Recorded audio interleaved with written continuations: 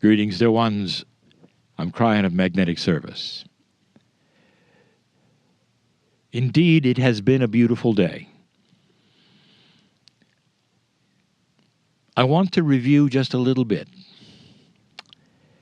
and then I want to turn the page. If you think to yourself, what has been said so far in the previous 5 channelings? The message is simple. It's profound. It's beautiful. That this planet knows you. We spent a long time speaking of the esoterics of Gaia. Today, you heard from the Navajo the stories that they would tell about their traditions and who they are and what they do here. Overwhelmingly, you get the sense of harmony. Not only is there harmony with the planet, there is harmony with themselves, with their families. I told you of the geology this morning, the controversy. Even to extend that, I tell you that everything I told you happened before life on the planet, in the early days of the formations of what you see. There have been mass weather cycles since that time that would put lakes and small oceans here yet again and turn them to deserts and back and forth. You've had little seas here with life in them, hence the shells. There is so much here that hides in history. But the greatest history here is what the indigenous have accomplished. Review. We tell you that as you study them, you find the truth of Gaia and the wonderful relationship to the human being. Now I wish you to turn the page, just briefly. It's one thing to live in harmony with the planet when you're on the reservation. You're in a group that has traditions that are so old that they can't count the years.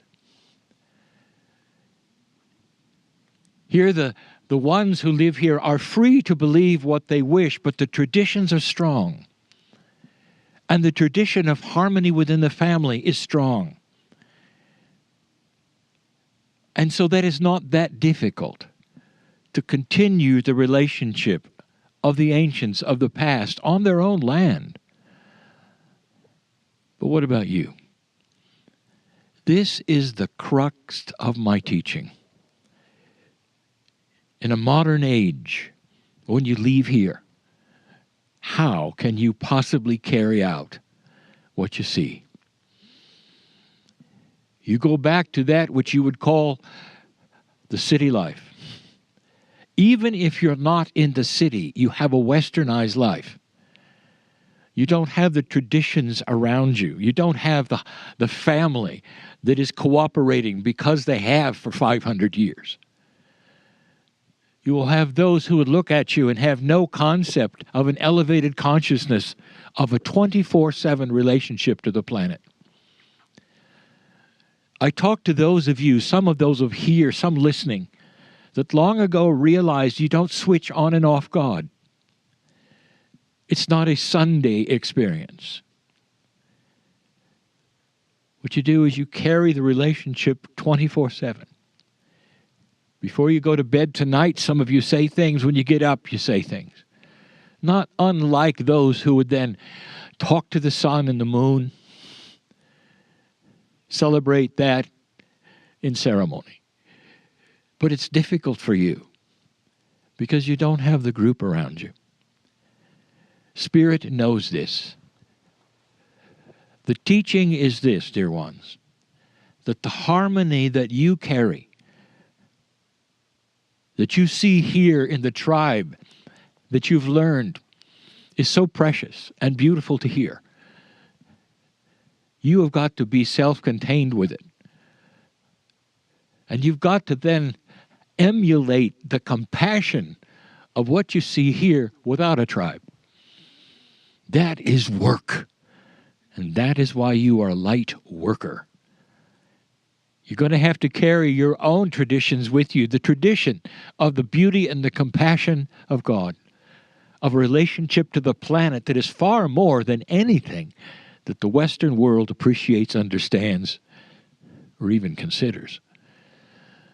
And here you are living it by yourself, perhaps, if you don't have an alliance with your partner or with your family. You live it by yourself. But the good news, the news that is special since the precession of the equinoxes, is that it literally pushes out and people see it. You might even say it's catchy. And people will come to you and see the peace you have and will say, how do you do it?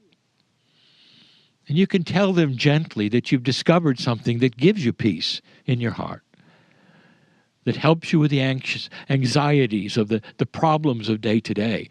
You are harmonizing with the planet. And in that process, you are literally pushing that outside of yourself so that others can see it. I've said it so often.